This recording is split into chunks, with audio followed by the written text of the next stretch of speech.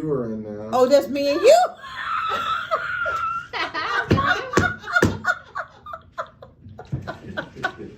Oh, God. All right, well, maybe some people. We'll keep it. All right, let me know if someone does come back. I will. But somehow it stopped on the TV too. I don't know how. Oh, whenever I stop sharing, it's gonna come back up in a few. I hope. Yep, there it is. It did? Okay, there we go. good. Okay, so. It's okay. I've got this completely taped. We got this, George. So now they're gonna see what you look like too. Oh boy. Yikes. Okay, I better keep my face right. All right, so we're almost to the end, virtual land, whichever camera. So we're talking about standards, talking about title evidence, which is going to be on page 7 of 13, starting at line 371. This portion here is the title evidence restrictions, easements, and limitations, where it talks about us doing the title search. And then once the title search is done, there's supporting documents that accompany that title commitment. So if there's questions about what may show up on the title search itself, those accompany, and we call those will be our legible recorded instruments. Then when we look at the examination, which is on page 8 of 13, it starts at line 386. Says the title examination, a buyer shall have 5 days after the receipt of the title commitment to examine it and notify seller in writing specifying defects. So remember when we talked about the title commitment, if the buyer's paying cash, they're to receive the title commitment 5 days prior to the closing date. If they're financing, they're going to receive it 15 days prior to the closing date. According to this, it allows the buyer, after they receive the title commitment, they're able to review that title commitment. So they have 5 days to review the commitment. If they have questions, they can contact True Blue Title and or reach out to the seller. Hey, I noticed this is on here. How are we going to address this? Because everything that shows on the title commitment, those are recorded items, and we have to make sure we clear those up in order for us to close as the closing agent.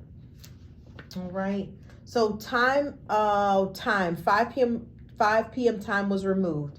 On line 432, where it talks about before the contract indicated that as far as business days, it was in that 5 p.m., they removed that. So now it's midnight or 11:59 as far as the time frame. Force majeure clause, again, this is a built-in clause on page 9 of 13, starts at line 442. This section pretty much, with everything that we dealt with the pandemic and everything, where you all had to, at that time, had to get addendums to extend the closing based off of certain things. Now there's a built-in clause within the contract. It starts at line 442, where it talks about force majeure means hurricanes, floods, extreme weather, earthquakes, fires, and other acts of God, unusual transportation delays, wars, insurrection, civil unrest, or acts of terrorism, governmental actions and mandates, and so forth. So in this, again, it's a built-in clause starting at line 448, where it says the force majeure event will be deemed to have begun on the first day of the effect of the force majeure preventing performance, non-performance, or the availability of services, insurance, or required approvals essential to closing. So again, it's up to 7 days. So this is something good to know, that if anything is ever to happen again, we have a built-in clause within the contract, so you won't have to worry about getting an addendum any longer. Okay. Closing location on line 459. Here it indicates closing will be conducted by the attorney or other closing agent designated by parties paying for owner's policy of title insurance, and will take place in the county where the real property is located, at the office of the closing agent or at such other location agreed to by the parties. So again, what this tells us, before in the contract, wherever the property was located, that's where the closing had to take place, in whatever county. Now it's either where the property is located or where the parties to the contract agree. So if the buyers and sellers agree to close in another county, we can do that. Or if there is a mail away, as long as those parties to the contract agree, we can accommodate and close wherever they need to. Okay. All right. Next, we talk about, let's look at page 10 of 13, line 545. And we talk about collection or collected. what this pretty much sums up is, let's say True Blue Title again is closing a transaction. The buyers are in DC. The sellers are here. The buyers are obtaining a loan, and the buyer's lender requires them to sign the closing documents on the day of closing. So it's a very important conversation to make sure that, I'm glad it is muted because they can't even hear me if I had it on. So if there was a mail away, here, conversation to have, if you're representing the seller and you know that the buyer is not going to be present at closing, this will be the time to inform the sellers that we're closing today, but unfortunately the closing agent cannot fund and disperse until the next business day, until they receive all the original closing documents as well as funds. So basically what this says is the closing agent has to have the original documents, have all the proceeds before they can close, fund, and disperse. And sometimes there is a delay. So making sure that we have that conversation with all parties, because a lot of times if sellers are selling run property, later that afternoon they're closing on another property that they're buying. And so if they're not aware that they won't get their funds until the next day, now we have a problem. So now the seller's going to be upset that they weren't aware or weren't told that they're not going to get their funds on that day. So that's what the collected or collection means, that we must have all funds and all original documents before we can close and fund. Okay. All right. I'm getting there, I think. Let's see. Okay, so we talked about addendums, which is going to be on page 11 of 13. So line 588 and below, if there's any addenda or anything that is checked off in this section, please make sure it accompanies the contract, okay? Because then that is what we consider fully executed contract. All right.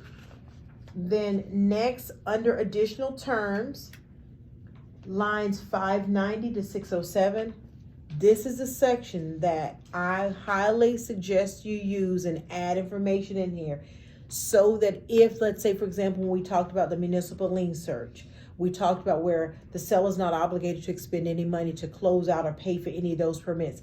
This section is where you would need to indicate anything extra that True Blue Title needs to know. The additional terms is where you need to do that. Because if there's nothing here, we have to go with whatever's within the contract, okay? Unless there's something else indicated. Line 609, if the seller counters the buyer's offer, this section would typically be checked, and honestly, I have never seen this section checked. Before this, they also had where the seller rejects the buyer's offer. That, I don't think it ever was checked either, so that's probably why they removed it. So line 609 is here if there is a counter offer, if the seller decides to counter the buyer's offer. Well, I think it's so small too. Yeah, that, and it's like in the back. By the time you get here, it's just like, where do we sign? Let's get this show on the road. Yeah, because I had an agent check that off and they countered it, and checked that off and then wrote the new terms. Totally missed until almost closing. And it was like a $10,000 difference. Oh, and my. then it was a little bit of a dispute. Yeah, a little bit, huh? Yeah. But it was just, they had a TC too. It was so small. Yeah. So look, Yeah.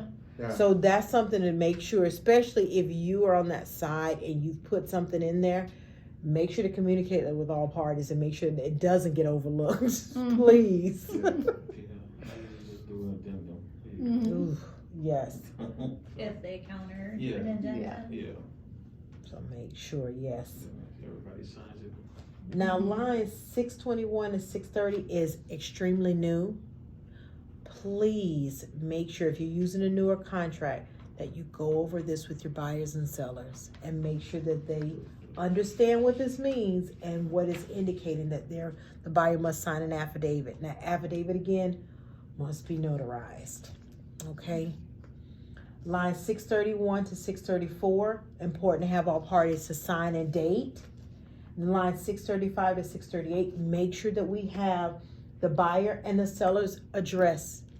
It's there for a reason, so we make sure we have that information there. Honestly, I wish they would add a line for the phone number and email address also, because that way we have everything all in the contract, but sometimes it's not the case, but make sure those areas are complete. The last thing that I would say that is very important would be lines Start at line 641 for each of you. You work hard, so we want to make sure that you get paid. And then this section, it's indicating that a separate brokerage agreement must accompany, that you must send that to us. Because we have no way of knowing what your commission is unless you want us to guess. So make sure that a separate brokerage agreement comes along, or I don't know if you all send a DA, the disbursement authorization. Make sure that that's accompanied or comes afterwards. If there's any transaction fees, bonuses, anything else that you're to get paid for, we need to know that when we're preparing that closing statement. If we don't have it, we can add it. So make sure if there's anything else that we need to be aware of as far as your pay, we need to make sure we have that, because we don't want to mess it up, because once we close, It's done. that's it. And you have to find the seller or whomever. Yeah. All right. All right, let's see what else we have here.